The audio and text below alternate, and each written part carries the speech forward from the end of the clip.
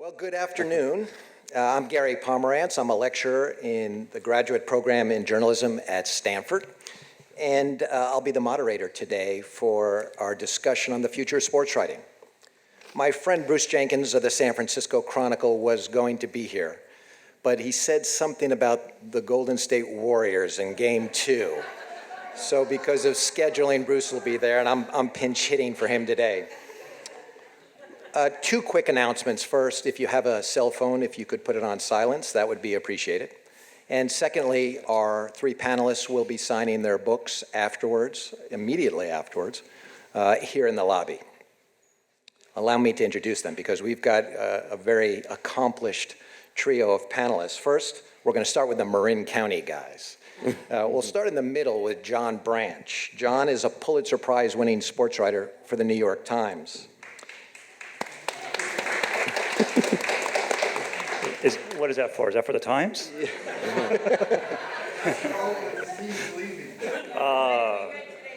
Okay, good, thank you.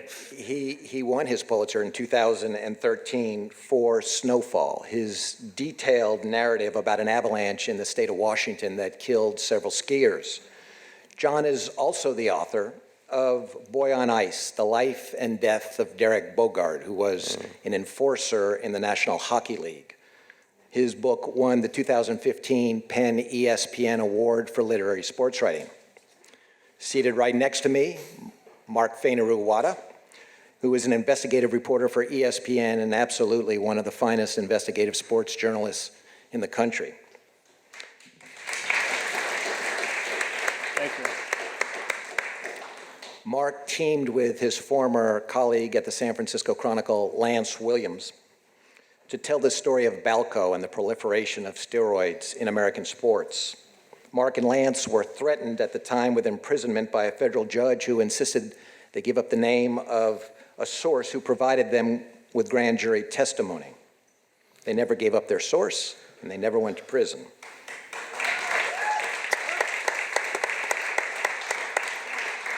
They did co-write the New York Times best-selling book, Game of Shadows, Barry Bonds' Balco and the steroid scandal that rocked professional sports.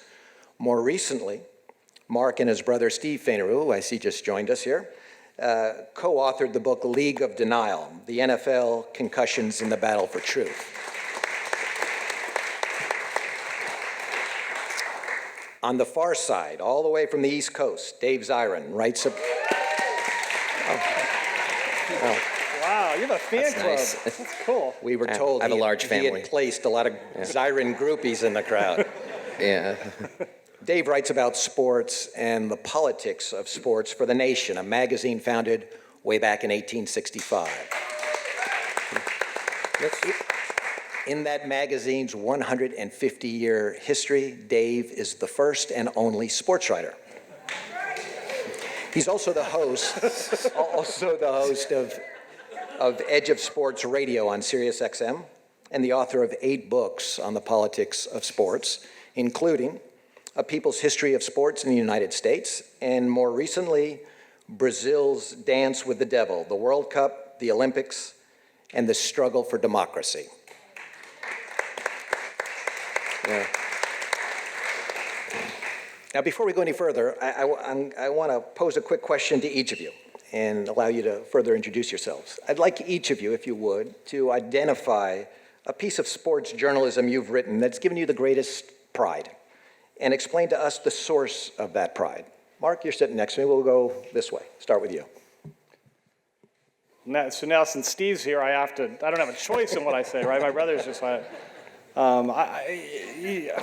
it actually is a tie for me. I mean, I feel I've been just incredibly lucky. I mean, I've worked on 2 of the biggest sports stories of our time, really, and just been really fortunate to be in the right place, in the right situation. And, I've worked with 2 of the most incredible journalists I know. My brother is the best journalist I know. He's just phenomenal. And so getting to work on League of Denial and, we still talk to each other despite working on a book together for 2 years. And so, for me, there's great pride both in that work because I feel like it has resonated with a lot of people.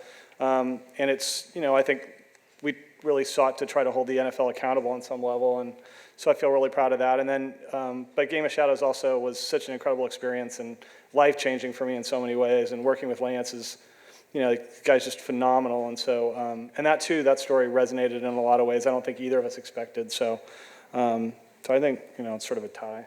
It's a cop-out, I know, but. John?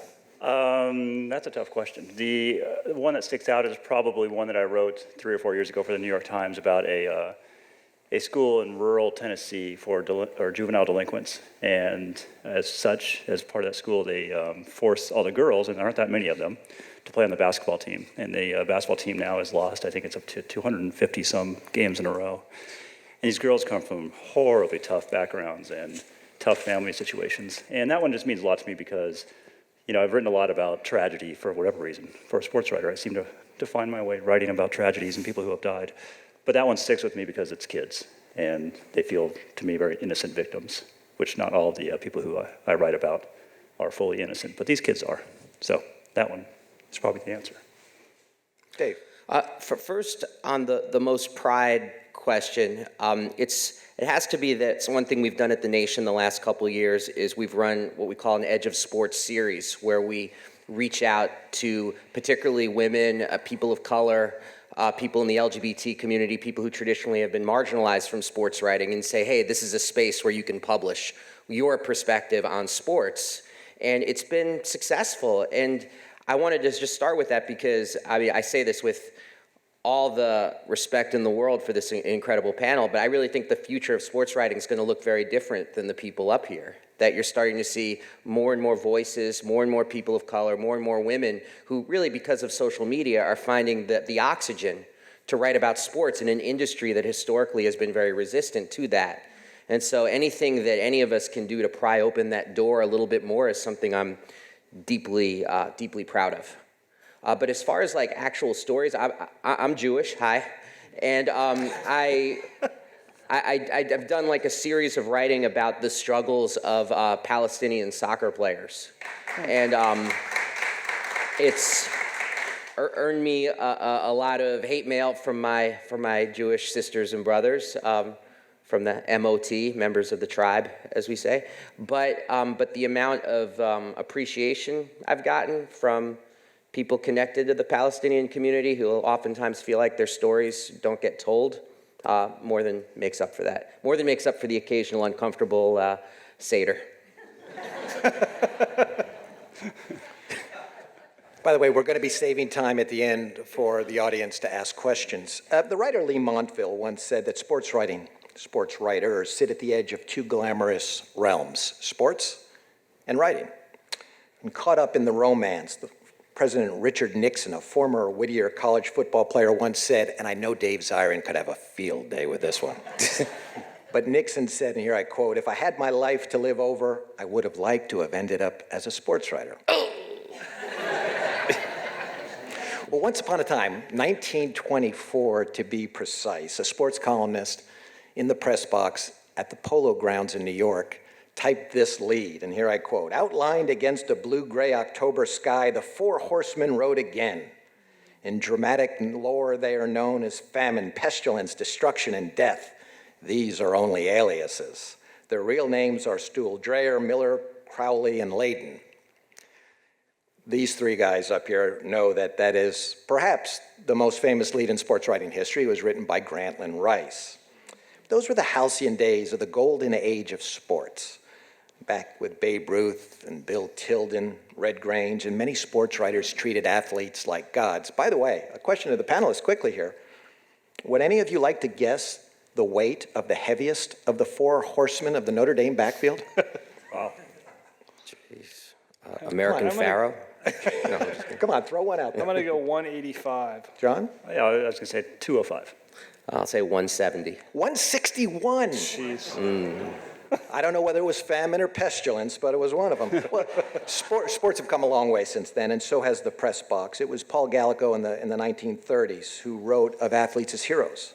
And he did so with the belief that if he destroyed too many illusions of his readers, that his sports column, the readership would decline, and so he left to write novels.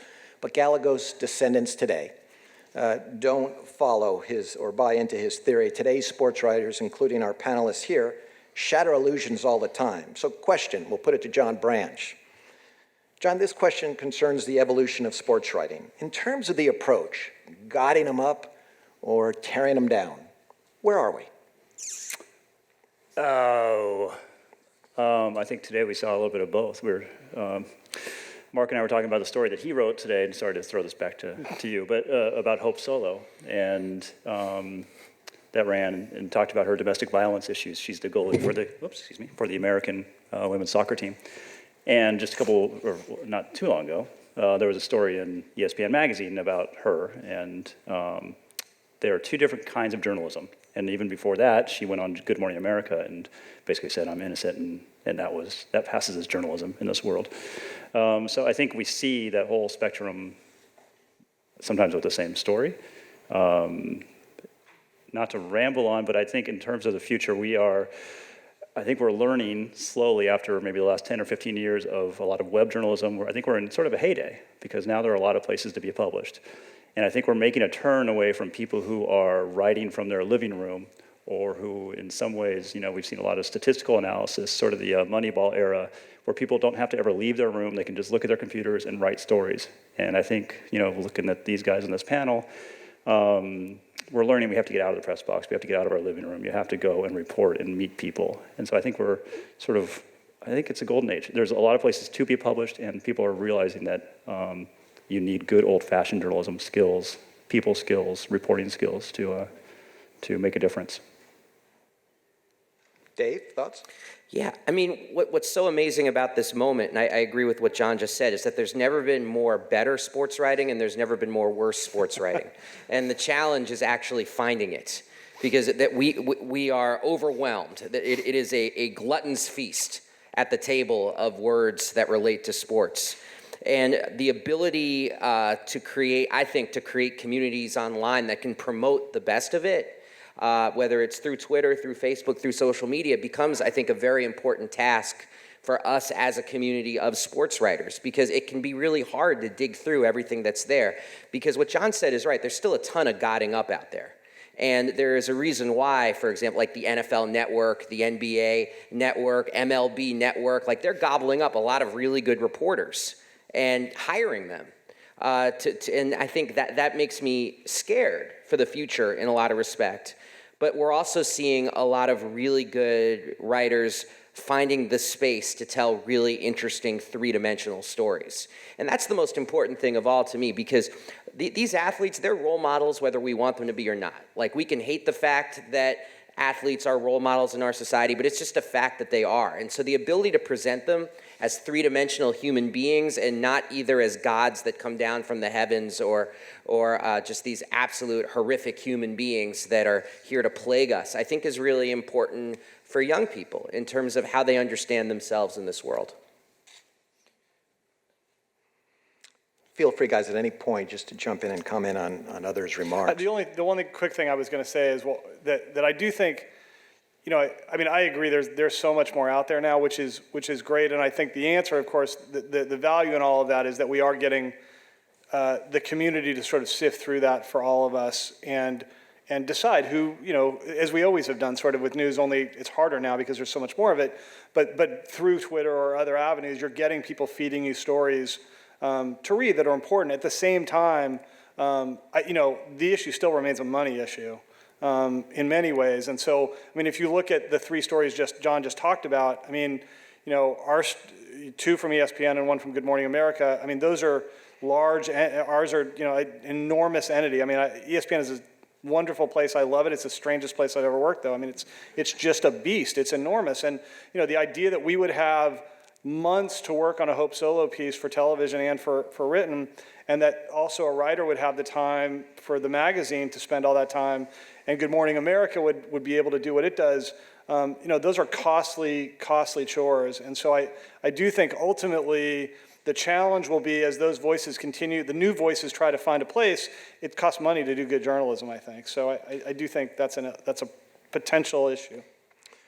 Not so long ago, there were signs posted in press boxes across America that read, "No cheering in the press box." Well, objectivity was preferred then. Many young sports writers today don't worry so much about objectivity. They write for fans and they write as fans. Bill Simmons, formerly of ESPN, rode the crest of that wave of fandom a dozen years ago and more. In his blogs, he wrote unapologetically about his favorite New England sports teams. And in so doing, Simmons built himself up into the most widely read sports writer in America. Now, in most mainstream media today, objectivity in sports writing lives on, but in many other places, particularly online, it's the voice of the fan that seems to rule. Objectivity be damned. Dave, I'll put this to you. How do you feel about the absence of objectivity in some quarters of sports writing? Is it good or bad? Well, I mean, the starting point, not to get too philosophical, but this is Berkeley, is does objectivity actually even exist in the first place? Because I think that sort of crown jewel of objectivity in sports writing, sorry, pro wrestling, that crown jewel of objectivity in sports writing is this idea that sports and politics don't mix, and you're only supposed to look at the game as if it is somehow hermetically sealed off from the rest of society. And that, in and of itself, is a political act. So, for example, objectivity in the 1930s meant not noticing that there weren't black players on a Major League Baseball field. That's what objectivity meant. There's a great story that was told to me by Lester Rodney, who lived a 20-minute drive from here. He was the sports editor of the Communist Party's newspaper, The Daily Worker. Died at age 97. I got to interview him at the end of his life. A terrific guy. I remember interviewing him and telling him I was going to tell his stories of covering like Joe Louis and Joe Dimaggio and Jackie Robinson from a communist newspaper, and he said to me, to be 80 again, which was great. But he had a press pass, and he was inside the locker room, and he told me this story of in the 1930s, everybody gathered around this young rookie for the Yankees named Joe Dimaggio, who is a big, maybe you guys have heard of him in San Francisco, but I was coming over with a huge reputation from the Pacific League and Pacific Coast League, and they asked Joe Dimaggio, who is the best pitcher you ever faced? And Joe Dimaggio, just guileless, a kid, said, that would have to be Satchel Paige. And you could have heard, a pin drop. And the next day, as Lester told it, he said that his paper was the only paper to publish that, because everyone else felt it would be too political to say that Joe Dimaggio liked Satchel Paige. So that was being objective, was you couldn't mention that. So to me, like, throwing off the abstract chains of objectivity is, in a lot of ways, helpful, because at least then you get to see clearly where everybody's coming from and make your own decisions about, as a consumer, about what you choose to engage with and how you choose to engage with it. I do think, are we allowed to jump in on this? Jump in, please. Please jump. I do think there is a sense, and I have it with my friends who are big sports fans, that they don't really, a lot of them don't necessarily want to know how the sausage is made. They don't want to know that the guy that they cherish, the guy whose jersey that they just spent $150 on, is actually kind of a bad guy. They want this to be pure. They want it to be like what they remember as kids. And so they think of people like us as sort of in the way of that. I do think it's interesting that in the sports world, we're seeing it much like in the news world, where we're starting to find niches. And if you're an NBA fan, you get your news now from NBA.com. If you're a Fox News fan, you go to Fox or MSNBC or whatever. And I think it's happening in sports, where people will find that cheerleader, whether it's a Bill Simmons or it's the websites from the actual leagues. And I think there are a lot of people, a lot of fans who prefer that because it keeps it pure in their mind, makes them feel better about it. So I'm here to break that, though. We're not going to put up with that. All right, let's take a step back a moment. I'd like each of you to tell us what first drew you to sports writing. And also, as you came of age journalistically, which sports writers did you look to as models and why? Who wants to weigh in on that one first? I'll go. I mean, I'm baby brother, followed in Big Brother's footsteps, so there was sort of an easy transition for me that became obvious. Steve, he's 3 years older than I am, and so we both worked at the school paper in high school, and I sort of watched him do that, and then went to journalism school like he did. And I knew, I loved sports. I knew I wasn't going to be a college athlete, but I would love to write, and so that seemed like a really good sort of way to pair things. And And I'd seen All the President's Men and read it, and that was definitely sort of instrumental for me. And then we grew up part of the time in LA, and so the Times for me was Scott Osler was there at the time, Rick Riley. There's some amazing writing on the Times then, and the paper would be open, on our breakfast table all the time, and up here too. I mean, the green is back to being the green, but when I was growing up here in the Bay Area, it was green. It was the sporting green. For a long period of time, it wasn't, but when we were here, and so, just reading folks here as growing up, I think.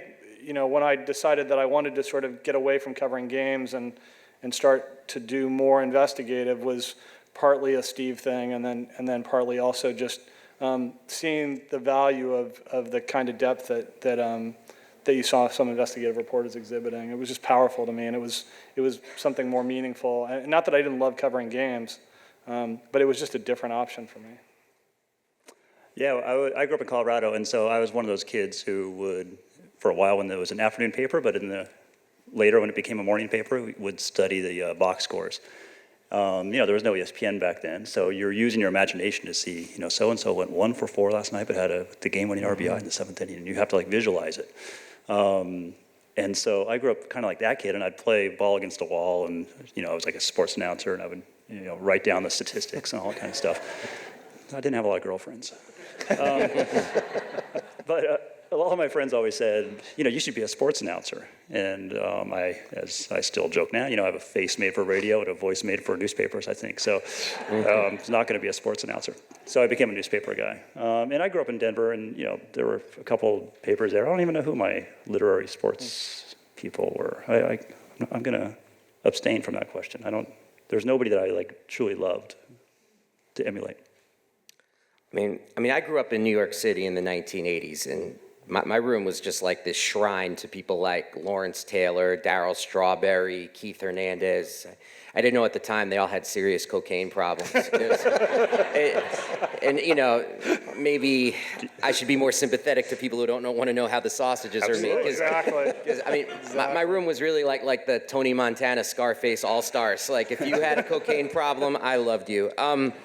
And I was one of those people who memorized statistics. I loved sports, and I never gave much thought to the politics of sports at all until I was in college in 1996, and there was a basketball player for the Denver Nuggets named Mahmoud Abdul-Rauf, bringing it back to Colorado, who didn't come out for the national anthem before games. And I remember following that story very intensely, and one of the ESPN brought on a commentator to speak about it. And back then, ESPN, it's so interesting, thinking about this, that we would have to be in our dorm room, in the common room, at 7 p.m. to watch the latest story and be there for SportsCenter. So it was there was no, DVRing, there was no internet, so it's just you have to be there in the dorm room at 6:59 seated to find out what was going to happen with Mahmoud Abdul-Rauf. And they weren't going to replay it every 20 seconds No. 14 channels. Right, yeah, there's one channel too. And even the coverage of it, I remember it being really hard, Rauf spits on the flag, very jingoistic, but they one day had as one of the talking heads to speak about it someone who I was on a panel with earlier today, Dave Megacy. And Dave Megacy said, Rauf, people don't realize that maybe he sees himself as an athlete activist like Muhammad Ali, Billie Jean King, or Tommy Smith and John Carlos. And I had no idea what an athlete activist was.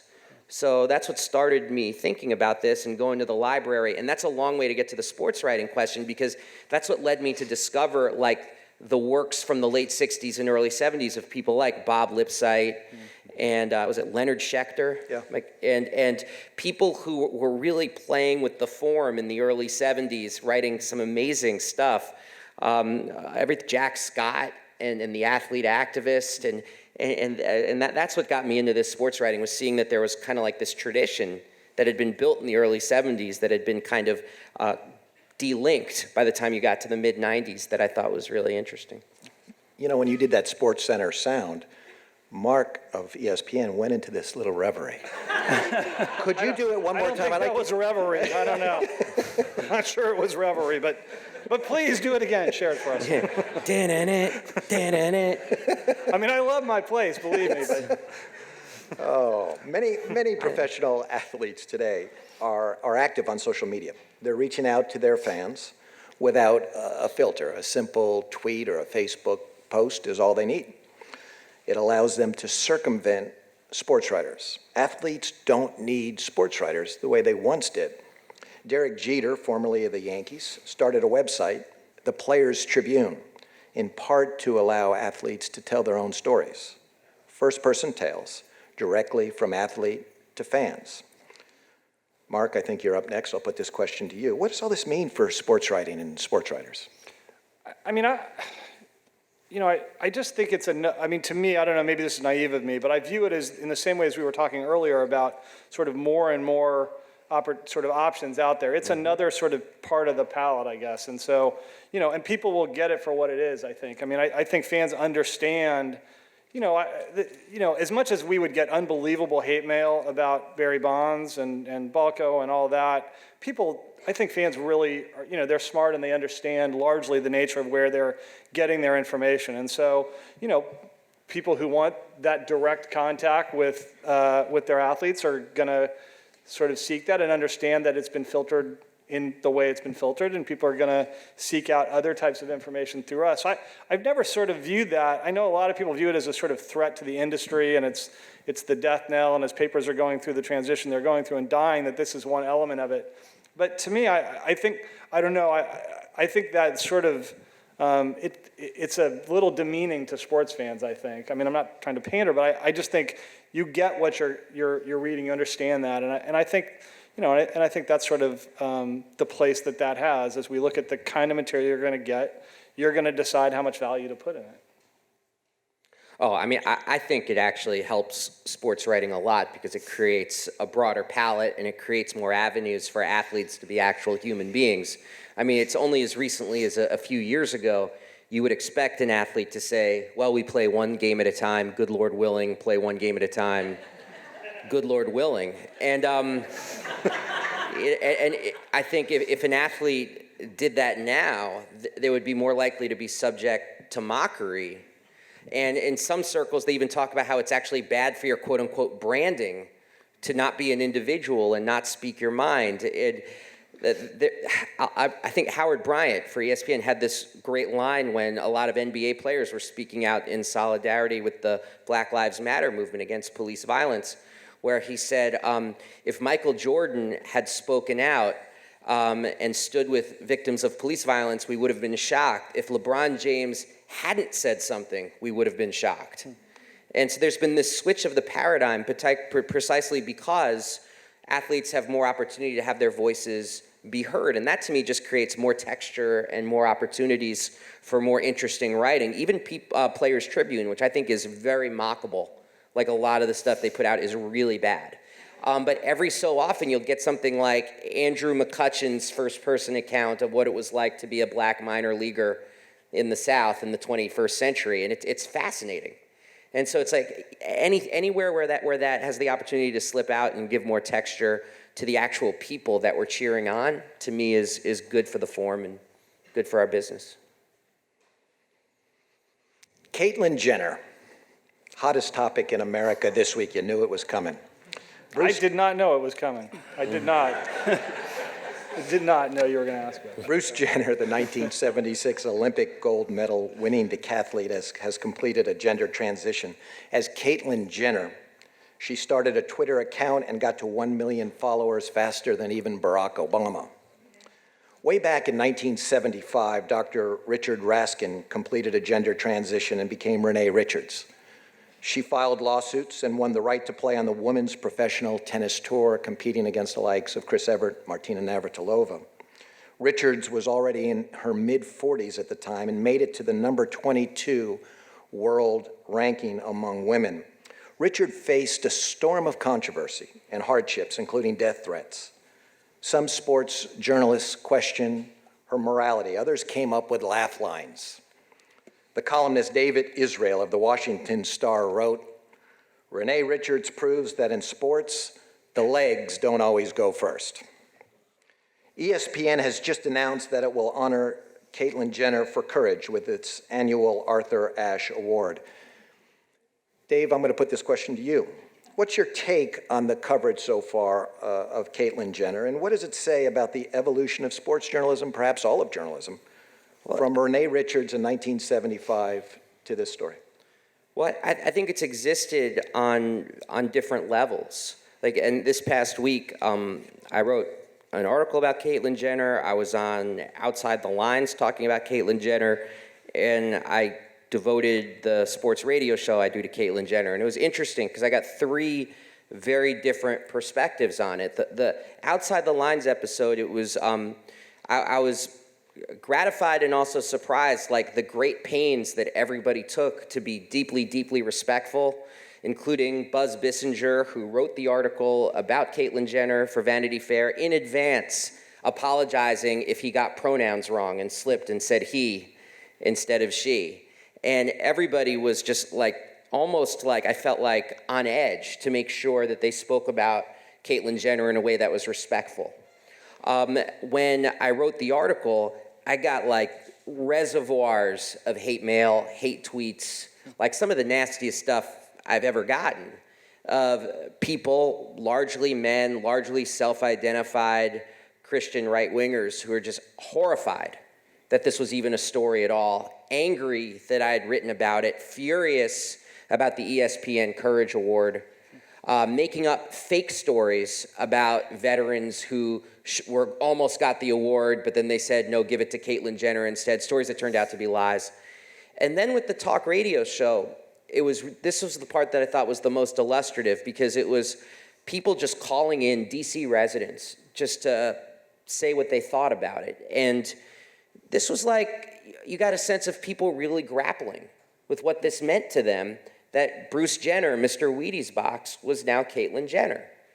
And people like saying like, at first I thought she was just doing it for attention, but then I looked into it and saw what you have to go through to actually have this, and there got to be much easier ways to get attention than to go through a gender transition. Like people like really grappling with it, who consider themselves sports fans and who wanted to be respectful, but also had real questions about it. And that to me is frankly why Caitlyn Jenner deserves this Courage Award, because the proof is in the pudding. I mean, it takes courage if you know people are gonna mock you, blast you, threaten you, and it takes courage to put yourself out there in a way that forces people to then grapple with their own preconceptions about what makes a woman and what makes a man. I agree with all that. But I will say, and I was very happy with the reception. I feel people have been respectful, at least until they hide behind the cloak of anonymity for the most part.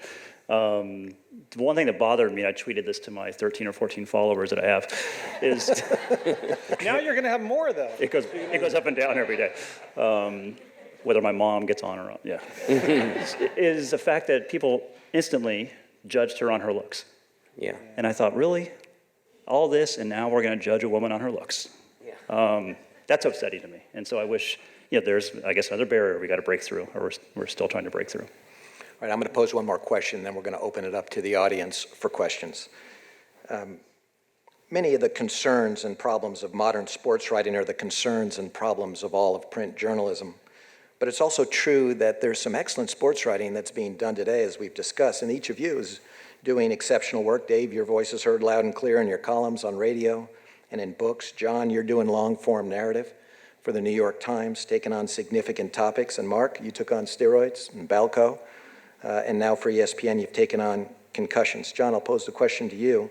And then guys, if you want to jump in, where do you think some of the best sports writing in America is being done today?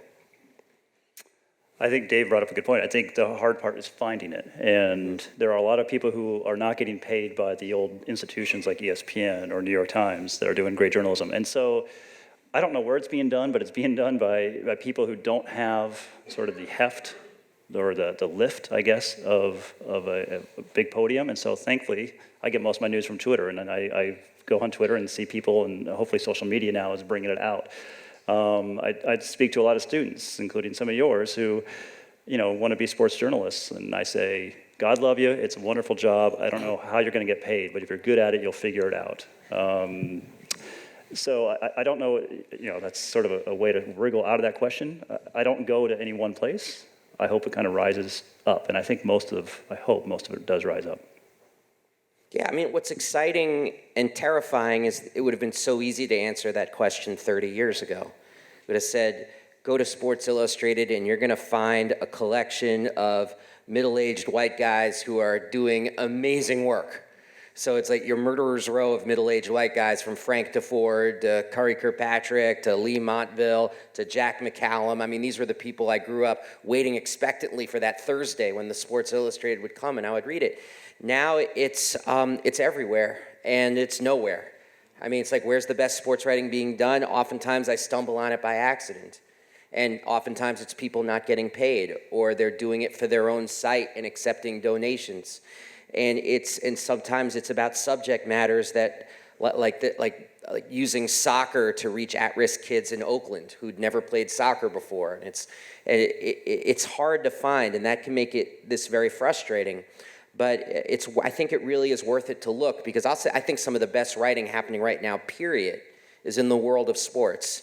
And people using sports as a lens to talk about issues like race, gender, sexuality, global corruption. You might have heard about this FIFA thing. And sports then becomes a lens to talk about issues that otherwise maybe people wouldn't engage with.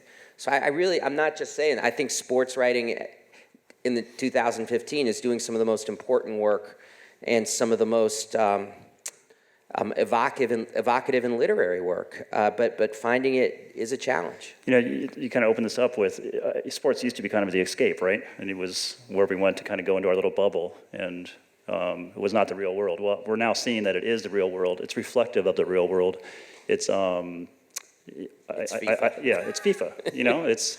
It's all these issues that Dave just mentioned, and I think that's the future of sports writing. And I'm very proud for my organization and with the work that ESPN does, and allowing these two guys to do this investigative work to show that sports reporters and sports journalism in many ways is kind of on the forefront of a lot of these social issues, especially, which is a nice place to be. I mean, I don't. It's not in my nature to be a contrarian, as my family who's here will tell you, but I'm going to be a little bit of contrarian in this, and also maybe a little defensive, which is in my nature. But I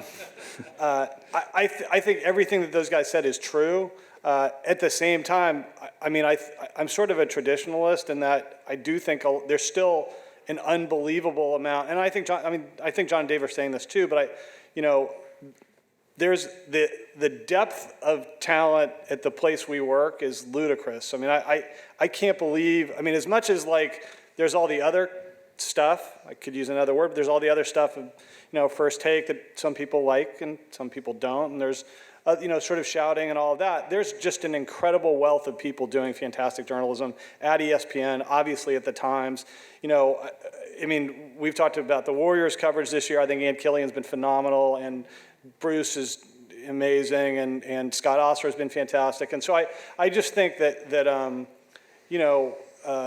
these people have access, and I think access is part of the element, or at least finances to do the job. And so that doesn't exclude all the other material that's out there, but I do think that, I was reading, and I got this from Twitter yesterday, I hadn't even looked at it, but Tim Layden at Sports Illustrated was covering the Belmont yesterday, and his piece on American Pharaoh's Triple Crown it's just incredible. The access and the writing is phenomenal. So I think a lot of it is being done in the places we've always had it. You mentioned Ann Killian. Ann was invited here today to participate on the panel. She is in North Carolina, accepting her award as California Sports Writer of the Year. Oh, that's cool. Let's open this up to questions from the audience, and we'll try to get as many as we can. Let's start right here in the front row. There's a microphone right behind you. There you go. Ken Fong, sportsbusiness.com. To follow on your last series of comments, do you find any pressure because of the cacophony of voices everywhere to break through that? Because, for example, when I was growing up, and I'm now 60, I used to haunt the periodicals room at at my library, and I could read Dave Anderson and Red Smith and Jerome Holtzman and Jim Murray. I knew the brand names, and I knew that I was not going to get let down. But now I'm getting all these tweets, and who is this guy? I never heard of this guy. Does he have a voice that I want to read? How many voices can you read? There doesn't seem to be the same kind of farm system filtration from the third-tier papers to the second-tier papers to the big-time papers. So I wanted to know how you select who you're going to read, and do you get any pressure from the bean counters about page views? Okay, let's take that on. I'm proud to say the New York Times, I've never heard anybody say, hey, can you write something that will get more page views? We don't. The journalism is distinct. I know a lot of people at other papers have that worry. I don't.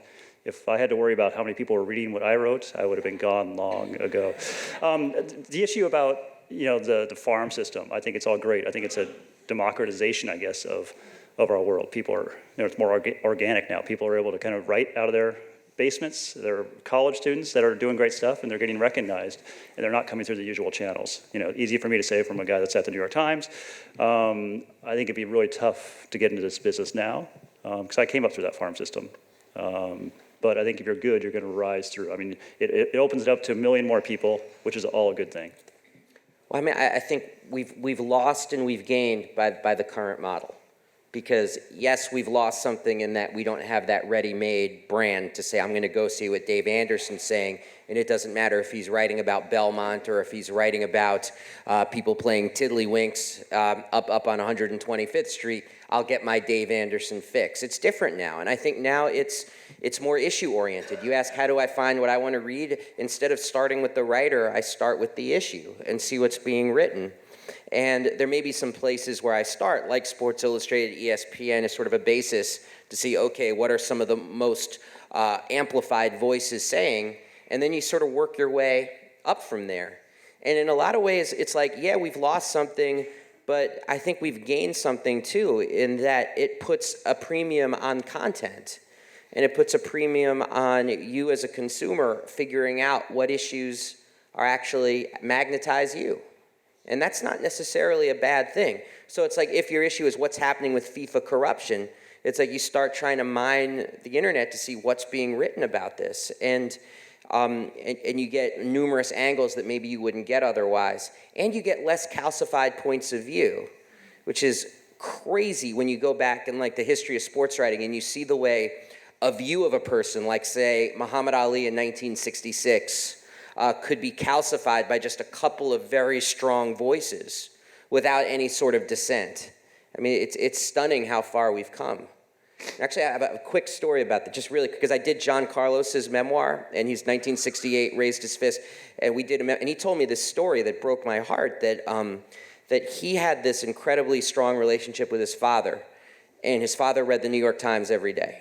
Now, this isn't to bash the New York Times at all, but I've probably heard that. Yeah, but John Carlos comes home from the '68 Olympics. His father's dying, and he goes see his father on his deathbed, and his father can barely look at him, and he's saying, like, look what the New York Times wrote about you. You're this terrible person. How could you do this? And he says, Dad, that's not me. You know me. You know me. But the power of the Times was more powerful than the relationship he had with his son.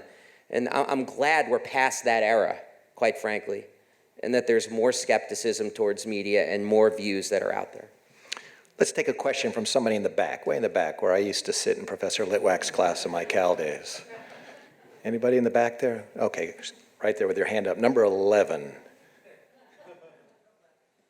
You mentioned a lot of things about social issues, but I don't see a lot of sports writing about the economic issues of sports and the fact that you have owners who basically take advantage is maybe the wrong word, but owners who you really don't address how that ownership basically affects the economy. The fact that we have problems here because owners from Boston want to take the Warriors from Oakland to San Francisco, which are real stories about real people.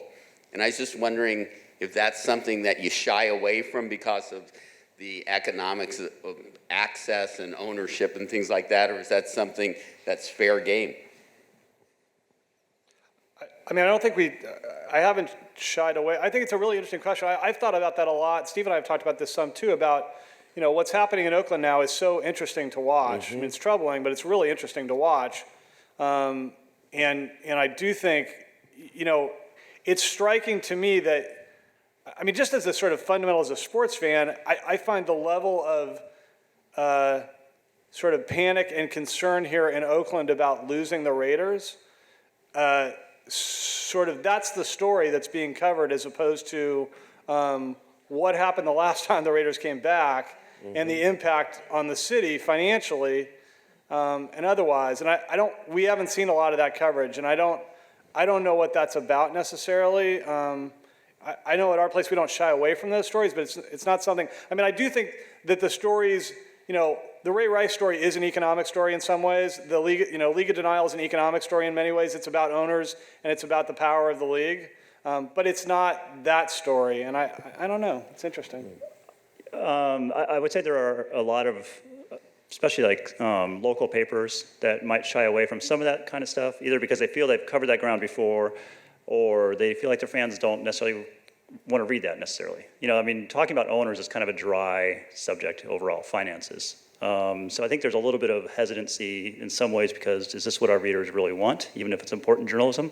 I will say that we have hired over the last couple of years several people from the Wall Street Journal because we realize that you can't separate business and sports anymore.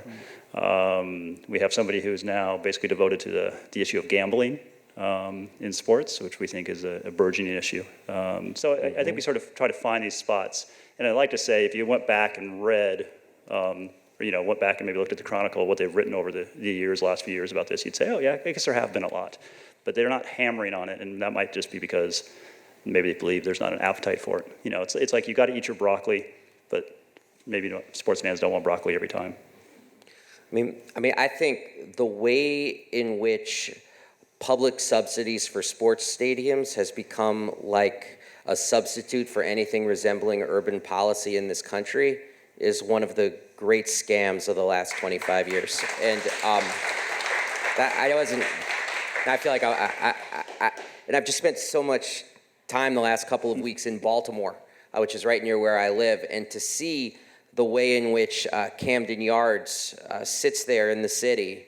And instead of it being this point of unity for all the Orioles fans, it either is a place where people come in from the suburbs to watch baseball or where people come from West Baltimore to work poverty wage jobs in a city that has hemorrhaged industry over the last 30 years while pumping millions of public funds every single year to keep upkeep on the stadium afloat. Tells that story in its most desperate way, but it's a story in all post-industrial or deindustrializing cities around the country. I mean, it's a tragedy, and it's a sham, and it's a neoliberal Trojan horse because it becomes wrapped in sports and it becomes this real estate grab. But because it's sports, because it's broccoli, people are more likely to not pay attention to it. And the ways in which the wool is pulled over our eyes and our love of sports is used to attack us. I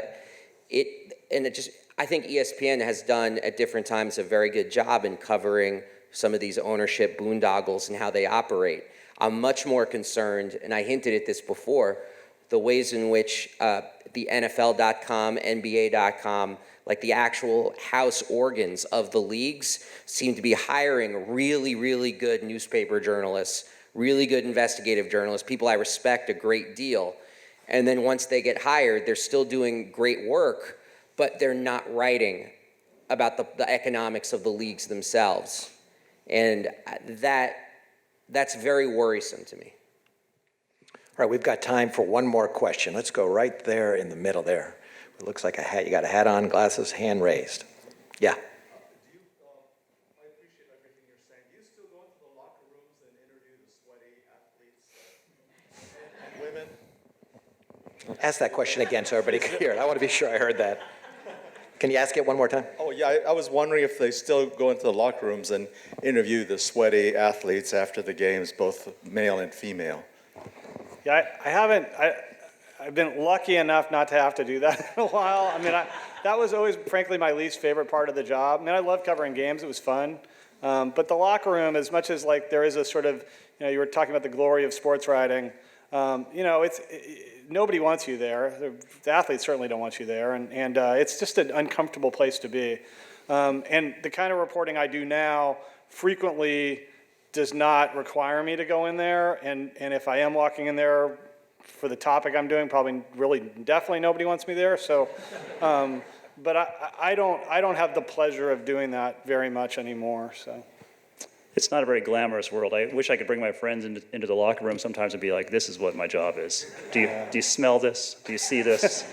Armpits in your face, people are trying to get microphones and cameras and knocking your head. It's not a very glamorous thing. You go in there because you don't know what's going to happen. I mean, it's our job to tell people, take people backstage and sort of pull back that curtain. Can't remember the last time there was a memorable quote that came out of a locker room, though. Yeah, it's so awful. It's what you... It's very demoralizing. Yeah, it is. And there was a terrific story on Grantland, actually, about like the tension between the Oklahoma City Thunder and the Oklahoman newspaper about locker room reporting. And I thought it was a great article because it showed, first of all, just how useless this work is, but also how necessary it is on one level, too. And the people who do it, it's kind of yeoman's work. It's like you got to be there. It's part of the job. As much as players don't want you there, it's where you got to be. The worst, I will say this, though, because I did it very briefly and got out of it as soon as it was humanly possible. The one part about it that you never see that I think is like kind of the grossest part is that there are always VIPs in the locker room with their kids. And it's kind of like, look, son, Kevin Durant's dong, or it's just like this, not that it's that explicit, but it's this attitude where the athletes, their bodies are on display for the purposes of people who have the access to stand there and gawk because they're friends of ownership or management. That's the part that to me was always the ickiest. Yeah. And the kind of the least heroic. Well, and I will say there is a heroic element though of the guys who are doing that on a daily basis. That when we were covering Balco, Henry Schulman is the Giants beat writer at the Chronicle, and he's been there for years and is phenomenal and is very good at his job. And Henry had the job of basically every time we had a story about Barry Bonds, we would call his lawyer. But Henry had to walk up to Barry every single time because we couldn't go in the locker room and let him know we were doing a story and let everybody else know we were doing a story. And so Henry had to every single time. And Henry would tell stories still about how he like looks at his phone, panicked that it's me calling because he's going to have to go ask. But those guys, I mean, every day, especially baseball writers, in the locker room every single day in the clubhouse for hours trying to gather information to write notes and then to write a game story. And I mean, I would never want to do it again in a million years, but I have incredible admiration for them. I'm sorry, I'm getting a message over here. We're out of time, and maybe you can grab them on the way out. Thank you, everybody, for being here, and thank you to our panelists. Gary. Books are available for purchase outside in the lobby, and the writers will be happy to sign them. Thank you for coming, everybody.